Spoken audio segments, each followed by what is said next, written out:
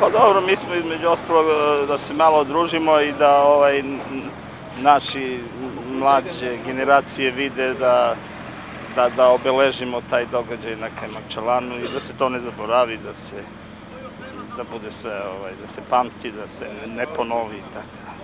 Pa evo, ovo je jedan moment da obeležimo 100 godina proboja Solunskog fronta, 1916-2016 godina i jedna grupa entuzijasta, ljubitelja terenske pre svega vožnje.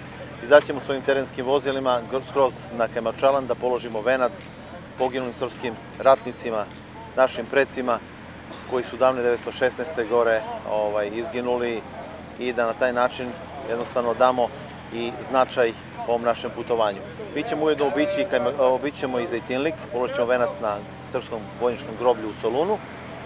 Pridružit će nam se i generalni konzul gospodin Siniša Pavić iz konzulata u Solunu. Položit ćemo i venac na srpskom vojničkom groblju u Bitolju. Očekujem jedno druženje u Kastoriji zajedno sa našim prijateljima Grcima koji će se pridružiti da zajednički ovekovečimo 100 godina od proboja Solunskog fronta kada su srpski vojnici ušli prvi put u Srbiju posle 2 godine izgnanstva iz Srbije. Preći ćemo negde oko 1200 km.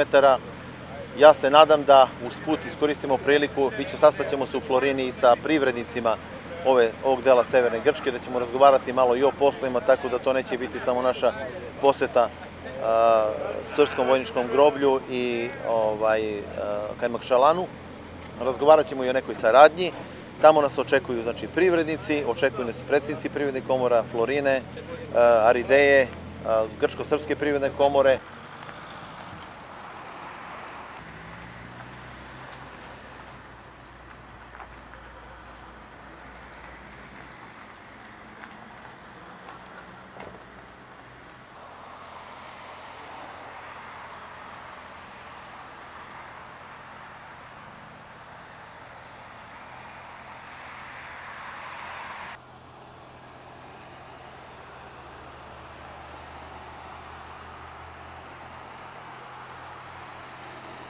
Nekako da bude večera za sve zajednički organizovano.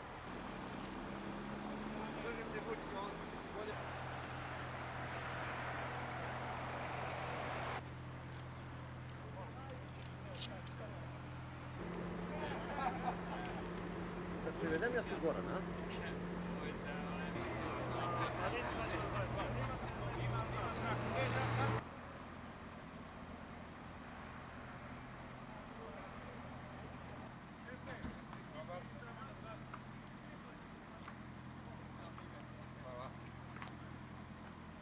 Ovde je blizu, ako možda se skupimo, baš stvari da se dogovorimo, samo... Da ja i Dragan se možda skupimo, brate, neka da se skupimo.